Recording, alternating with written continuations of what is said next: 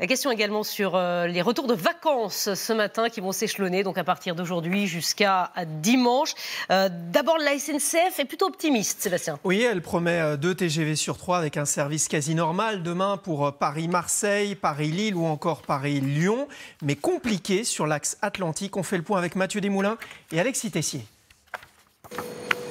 À quelques jours de la rentrée, les quais de gare retrouvent un peu d'animation. Fini les vacances et retour à la maison, à condition, bien sûr, de pouvoir monter dans un train. On vient de louper notre train et maintenant on espère avoir un train dans 2 heures. On a acheté plusieurs billets de train pour être sûr d'avoir le bon. Beaucoup plus tôt malheureusement, on a écourté les vacances d'une demi-journée. On sait que notre train est annulé entre Rennes et Saint-Malo, mais c'est pas très grave parce qu'on a des gens charmants qui viennent nous chercher à Rennes.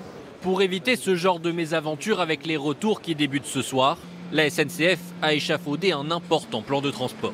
Grâce au faible taux de grévistes, moins de 7% des cheminots, des TGV ont pu être ajoutés sur certaines lignes très fréquentées et près de 100 000 places à prix réduit ont été mises en vente. Résultat, Ce week-end, c'est 2 TGV sur 3 qui vont circuler en France, avec dès samedi un service quasi normal sur Lyon, Marseille et Lille. Et dès dimanche, nous ajoutons les métropoles de l'Est avec Metz, Nancy, Strasbourg et le Luxembourg. des améliorations du trafic ferroviaire qui connaîtront tout de même des disparités en fonction des régions. La SNCF s'attend notamment à une situation plus compliquée sur l'ensemble de l'axe atlantique.